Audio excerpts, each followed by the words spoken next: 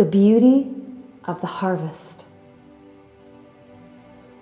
I was worshiping the Lord, singing over and over again, "He is good, His love endures forever." And I saw in my spirit a most beautiful Jesus walking me down that Garden of Eden path. I was a very young child of 4 or 5, and I happily held his hand. Everything looked so amazing to me, and with the enthusiasm of a small child at that age, I oohed and awed my way down that path with the Lord. A tiny reddish monkey, much smaller than I at that age, came running up to us. He spoke to us in monkey chatter and then ran to pick a flower. He dashed back to us with a white daisy in his hand, and he handed it to me with innocent eyes. And as that child, I said, "Aw," and then I laughed at the cute antics of the monkey. I looked up to the Lord, who was laughing too, because we were both so tickled by such a sweet gesture from this little animal. As we walked together down that path, I noticed a large white bird soaring overhead, and I knew that it was the Holy Spirit joining us on this journey. Then Jesus brought me out into a spacious place, a huge and expansive field. We held hands and looked at the incredible beauty of this wheat field. Jesus looked so happy, and yet his eyes brimmed with tears. He focused on my face and said, "Do you think that you could pick this?" I enthusiastically ran out into the wheat. I grabbed a stalk with my tiny hands, endured a few painful stickers, but I managed to pull up the stalk, and I ran it back to Jesus, handing it to him like a blue ribbon prize, and he sweetly smiled and he said, "I meant all of it." And I turned back to gaze at the field. It stretched out as far as the eye could see, and I was immediately aware of my shortcomings. He saw that realization on my face.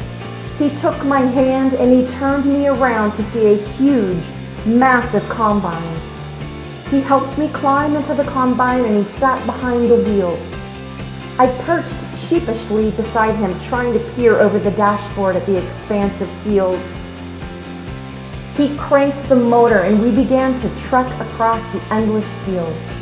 I held his hand in disbelief of the daunting task ahead of us. It was daytime when we began the harvesting, but when I woke up, I was splayed across the seat next to the Lord.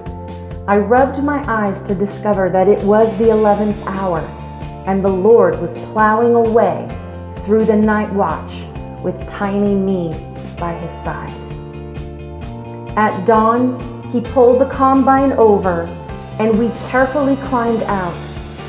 As we lifted up our eyes, we saw that the entire field had been harvested, except for one single stalk standing defiantly in the middle of the field. Walking all the way out to it, we uprooted it from the earth, and together at that moment we began ascending at warp speed up into the heavens.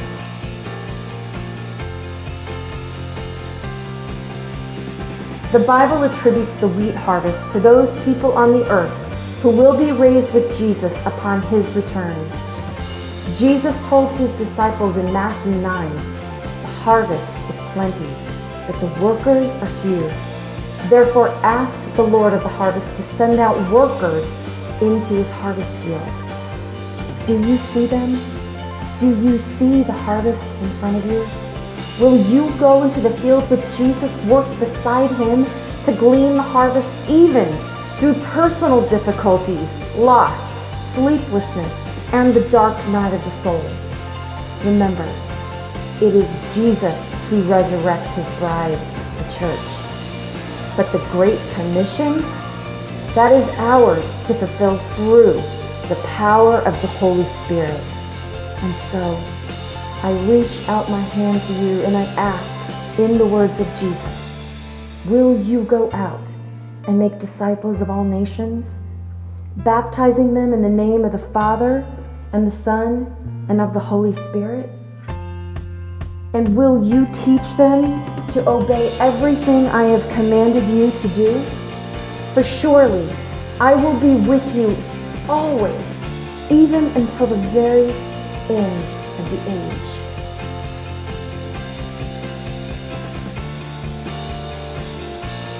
That is the beauty of the Creator and the Master. That is the beauty of the seed and the field. That is the beauty of the Spirit and the combine. And that is the beauty of the workers and the harvest.